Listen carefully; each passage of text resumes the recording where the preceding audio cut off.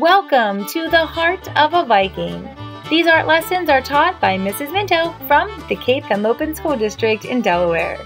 I hope you have fun, create imaginative works of art, and make sure you share them with someone because, after all, the visual arts are meant to be seen.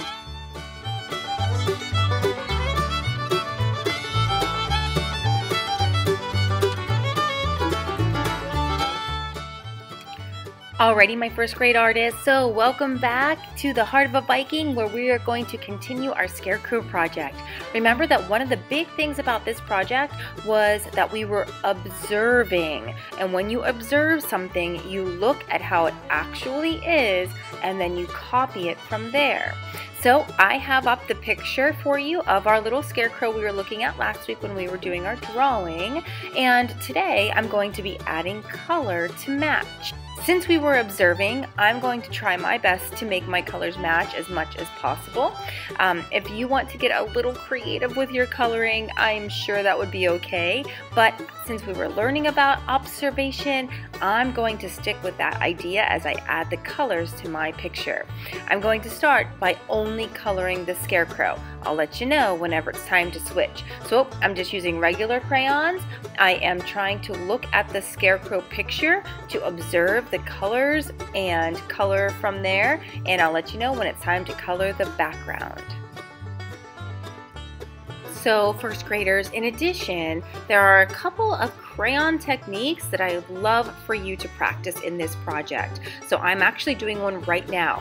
The face of the scarecrow, I didn't have that color. It's kind of a tan sort of color, and I didn't have that. So I found a brown crayon and a peach crayon. And so what I did was I colored the whole face of my scarecrow with the brown, and then I colored the peach on top of it.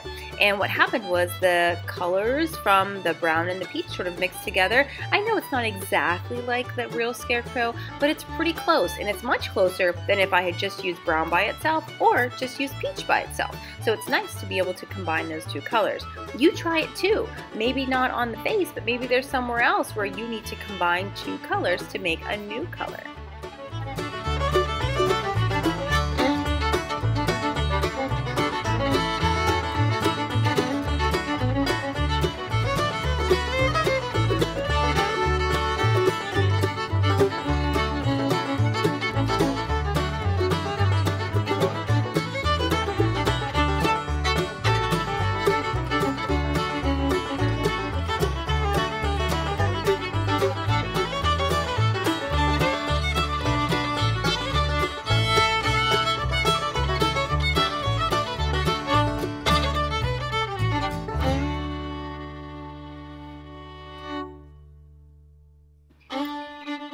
So now we're going to switch to coloring the background. So the space around the scarecrow, the land, the crops that you drew, the barn, the tractors, whatever else you added to the picture.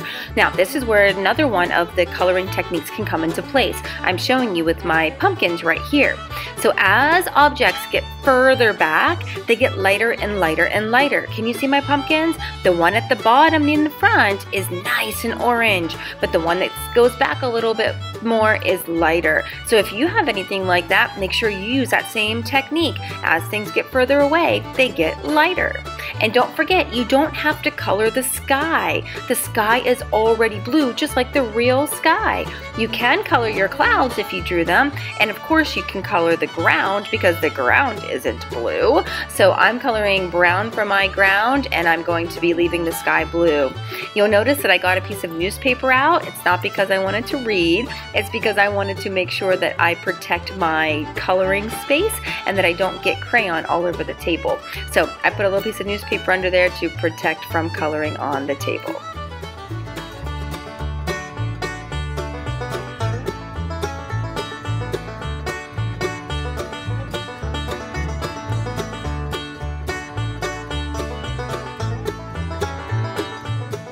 So now you could have your scarecrow all finished just like this, Or you can take it one step further. If you have some glue and you have some hay, then you can actually glue some real hay down on the hay of your scarecrow. So I happen to have some here in the art room, just some little pieces of hay.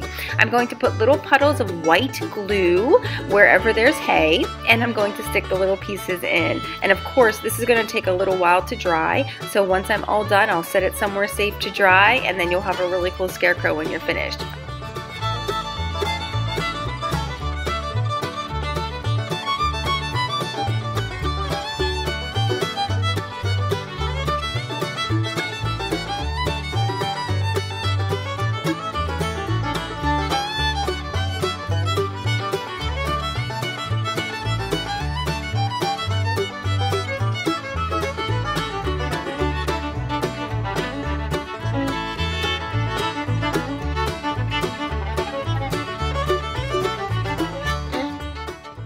Well, there you have it, my first grade artists. I hope you enjoyed observing to make your awesome scarecrow, and I hope you enjoyed coloring and using those special coloring techniques.